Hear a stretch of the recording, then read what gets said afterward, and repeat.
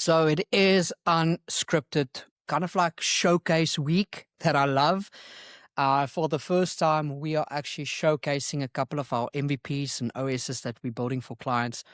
And yeah, we're showcasing that to you guys. So there's a very specific one that I want to do a very, very short showcase of, but I'm super excited about this. So let me just break this down in a couple of things, right? So we all know sales links down to a couple of things. And I think if you know me or you followed along on the journey of Not Yet Mature or anything that we do, you would know that my forte is sales. It's something that I'm passionate about, but it's something that I'm quite good at. And I want to say that kind of like humbly. So I enjoy sales. I really, really do. And when it comes to sales, you think the obvious. There's a couple of things that need to be true. It's obviously, supply and demand. That's how they meet. It's marketplaces. It is marketing. It's what you offer and how you offer it to specific cohorts, to specific industries. And at the end of the day, see the results of what you market, what you advertise, what you say, and to see how that turns into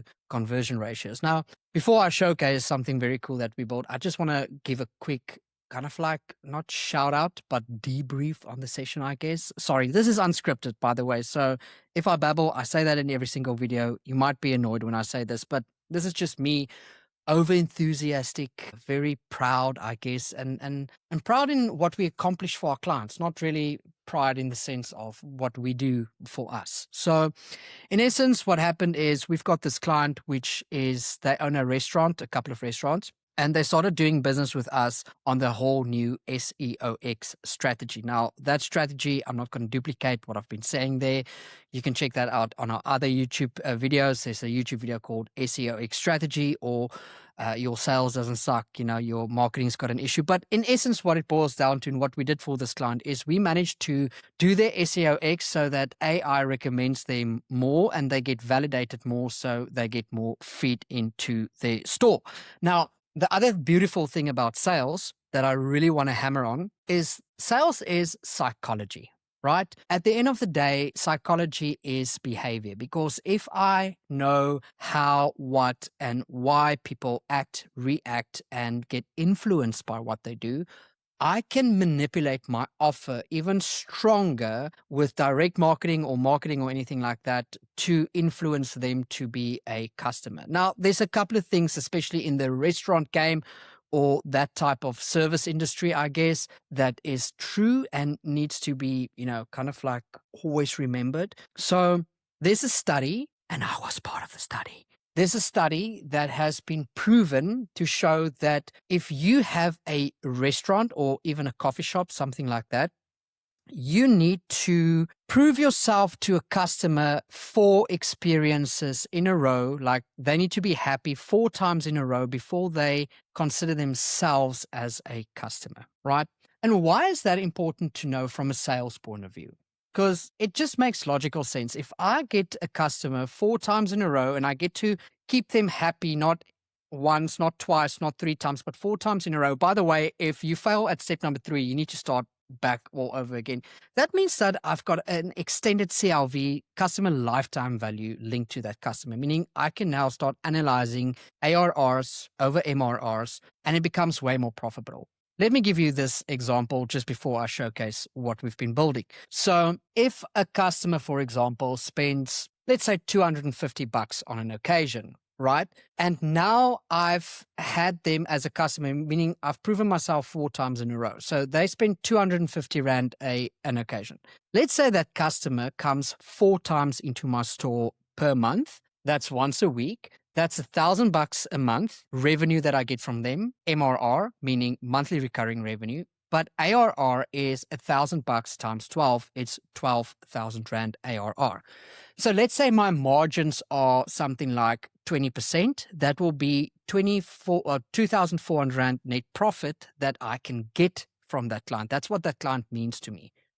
Meaning, if I were to engage with a specific client and it cost me less than $2,400 to increase their value, increase their experience, like give them vouchers, give them reason to come back for 4 times in a row, and cost me less than $2,400, then I'm making good money from a lifetime from this client. So what a lot of marketing agencies do wrong, or a lot of not marketing agencies, completely scrap that. I'm not going to edit the videos.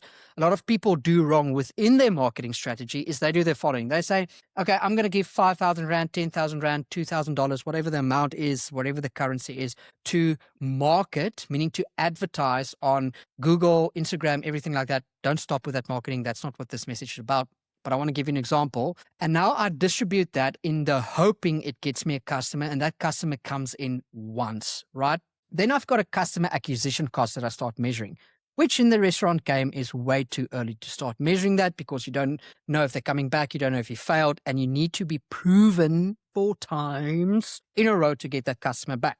In any case, if I were to take the same amount of money, I would logically think it is a very high customer acquisition cost, but when it shows to ARR and CLV measurements, that customer is worth so much more to me. So it is a sales strategy and a marketing strategy to overcome the psychology of getting a customer as a lifetime customer, to overcome the obstacle of getting them there 4 times in a row, because that's what we want to do.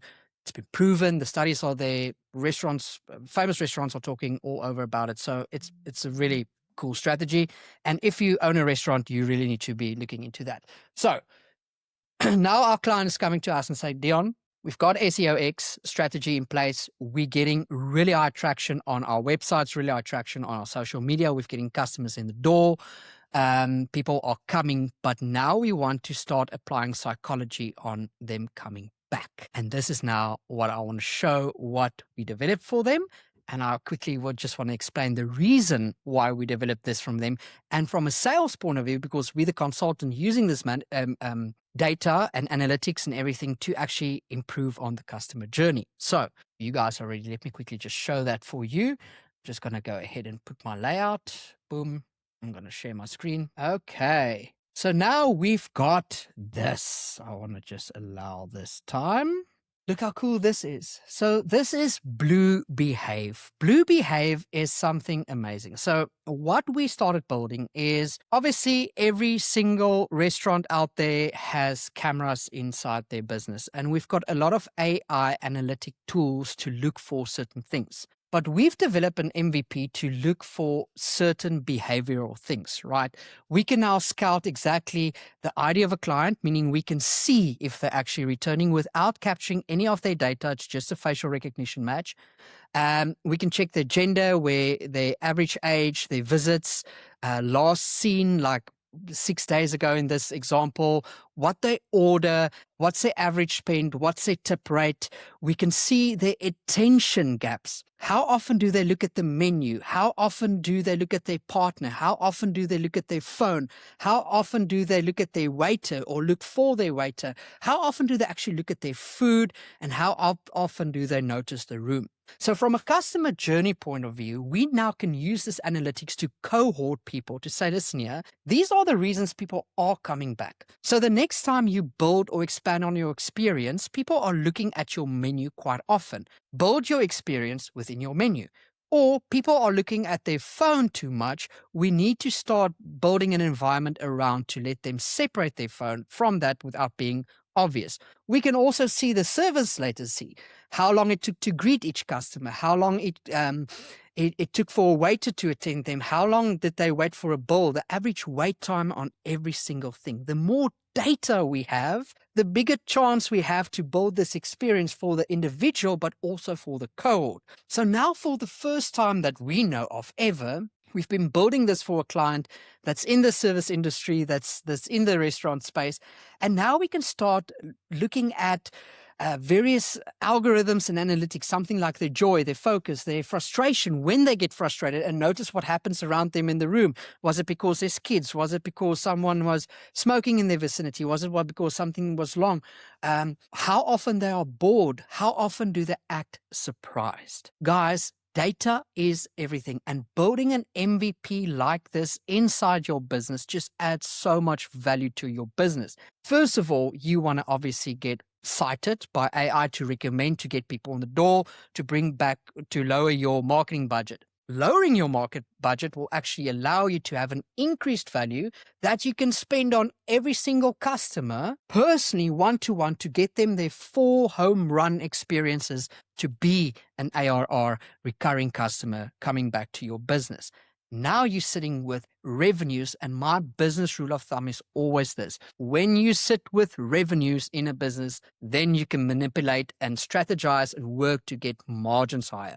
So many people just want to rush for margins too soon. And yeah, this is just something beautiful. But what's more about this system showcases the owner on which clients to focus on, how long they've been coming back, when they've been skipping, when obviously they've been, skipped out on the second journey, felt frustrated, but naturally came back the third time. And it will show them that, listen here, even though this is the third time that they visit, this is not their third consecutive good experience. You need to start over from a beginning of the whole journey. So I just love this. I love innovating with sales, with strategies, with everything like that.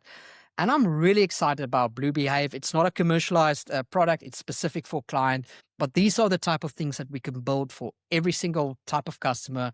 This is something in the restaurant game, in the coffee shop game, very applicable. It's nice. It's safe with the whole Poppy Act and everything. You're not storing any data. You're just storing metrics, and you can formalize that into a sales strategy. And that's why every single one of our strategies are proven to be successful, and why it's literally zero risk to the customer. And I hope you enjoyed this. Maybe think about something. If you take anything from this, you don't want to be a customer, that's fine. Just think about your SEOX strategies for now. Optimize for citations, because the world is eating out. People are doing that. You're just advertising into a pool where everyone else is advertising. And then second of all, if you're in the restaurant game, focus on the 4 consecutive happiness strategy. I promise you, you will bear fruit from it. And thank you for joining, and enjoy the rest of your day. Please check out our other kind of like showcases that we'll be featuring right here.